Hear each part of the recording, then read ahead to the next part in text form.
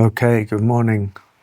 Here is a rather long article I've written, and let's see if we can get through it. It's called Where Psychology and Spirituality Meet. Psychology does not exist to produce awakening. Spirituality does not exist to perfect the person. There has never been a time when the language of psychology has been more available to us. We speak easily now of trauma, attachment, projection, nervous system regulation, emotional triggers, shadow work, and inner parts. We have become increasingly skilled at understanding the architecture of the human personality. This has undoubtedly brought great benefit. Psychology has offered many people a way to understand themselves with greater compassion and less shame. It has helped countless individuals move towards healthier relationships, greater emotional maturity, and a more integrated sense of self. At the same time, spirituality has also become more accessible. Meditation, mindfulness, self-inquiry, non-duality, and awakening have entered the mainstream. Yet as these two worlds have increasingly overlapped, something subtle has happened. They have begun to borrow one another's language, and in doing so they are often mistaken for one another. This confusion is understandable. Both are concerned with suffering. Both invite self-observation. Both speak of healing, freedom, and transformation. Yet beneath these similarities lies a profound difference in their orientation. Psychology asks a fundamentally different question from spirituality. Psychology asks, how can I become a healthier self? Spirituality asks, who is this self I believe myself to be? They are not competing questions.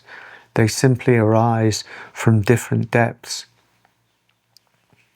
Psychology is concerned with the person. It seeks to understand the conditioning that shapes our thoughts, emotions, behaviors, and relationships. It helps us recognize unconscious patterns, unresolved wounds, and inherited strategies for survival. It aims towards a personality that is more coherent, resilient, and capable of meeting life with greater balance. This is deeply valuable work, and for many people, it is essential. Spirituality, however, begins where psychology naturally reaches its boundary. It asks whether the one who appears to be carrying all of this history is ultimately who we are. It gently questions the assumption that awareness itself is wounded, incomplete, or defined by experience. This is not an attempt to dismiss the person, but to discover that there is something prior to the person, something that has never been damaged by experience, even while experience itself may carry deep wounds. The distinction is subtle, yet it changes everything. Many people today arrive at spirituality hoping that it will provide psychological relief.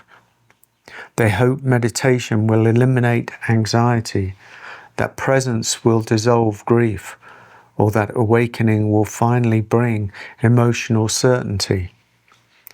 These hopes are entirely understandable.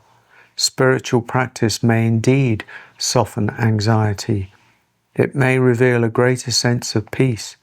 It may transform our relationships to difficult emotions. Yet this is not its primary purpose. The deeper invitation of spirituality is not to create a better experience for the self, but to discover the nature of awareness itself, within which every experience appears and disappears.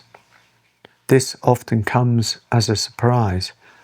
Rather than making life immediately more comfortable, genuine spiritual practice frequently exposes everything we have been avoiding. Old identities begin to loosen. Long-held certainties dissolve. Hidden fears rise into consciousness. Unresolved grief, anger, and vulnerability may surface with unexpected intensity. From a psychological perspective, this can feel like things are getting worse. From a spiritual perspective, it may simply mean that what has been concealed is finally being welcomed into the light of awareness. This is why awakening is not always pleasant. Grace is not always gentle. Sometimes grace dismantles what psychology has carefully organized. At other times, psychology offers the stability required for that dismantling to occur without overwhelming the human organism. Far from opposing one another, they begin to reveal themselves as companions.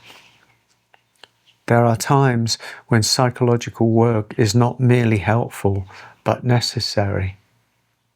A traumatized nervous system may find silence frightening. Deep developmental wounds may make intimacy with life feel impossible. Therapy, embodiment, nervous system regulation, and healthy relationship can create the conditions in which spiritual inquiry becomes genuinely available. Likewise, there are times when psychological understanding reaches its limit. One may understand every family dynamic, every attachment pattern, every childhood injury, and every emotional defense, and yet remain deeply identified with the one who possesses these experiences. Knowledge about the self is not the same as freedom from the identification with the self. This is where spirituality quietly opens another door. Not by offering better explanations, but by inviting direct recognition. Our culture increasingly interprets every spiritual movement through a psychological lens. Instead of asking, "What is awareness?" we ask, "What does this experience mean about me?" Instead of resting in silence, we analyze silence. Instead of allowing emotions to move naturally through awareness, we become fascinated by endless interpretation. Psychological understanding is invaluable, but interpretation itself can become another identity. The mind can endlessly reorganize its own story without ever discovering the stillness in which all stories arise. The opposite tendency exists as well, of course. Some attempt to bypass their humanity through spiritual ideas. They dismiss pain by declaring that there is no self. They avoid relationship, vulnerability, or grief by retreating into concepts of emptiness or transcendence.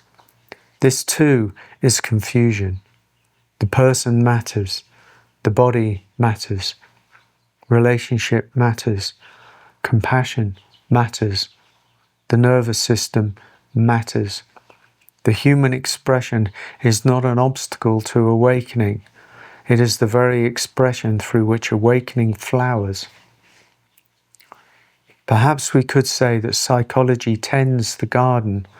It nourishes the soil, removes diseased branches, strengthens weak roots, and learns how each plant naturally grows. This is beautiful work. Spirituality reveals something equally beautiful. It reveals the ground from which the entire garden grows. Without the ground, there is no garden. Without the garden, the ground has no fragrance. Psychology helps the person become more whole. Spirituality reveals that your deepest nature was never fragmented. Psychology heals the expression. Spirituality reveals the source. Neither replaces the other. Neither invalidates the other. They illuminate different dimensions of the same mystery. As spiritual maturation deepens, something unexpected begins to happen. The psychological self no longer occupies the center of life, not because it has disappeared, nor because it has been perfected, but because awareness itself has quietly become more intimate than the story. The personality continues, preferences remain, grief still comes, joy still comes, old conditioning may still arise, yet none of these define what you fundamentally are. The human being becomes lighter, not because life becomes easier, but because identity has softened. The person is no longer carrying the impossible burden of being the whole of who you are. Perhaps this is one of the greatest invitations of our time, to honor psychology without expecting it to answer spiritual questions, and to honor spirituality without expecting it to solve every psychological difficulty. When each is understood in its proper place, they no longer compete. They become allies in the flowering of a truly human life. The sky and the earth are not fighters, they are lovers.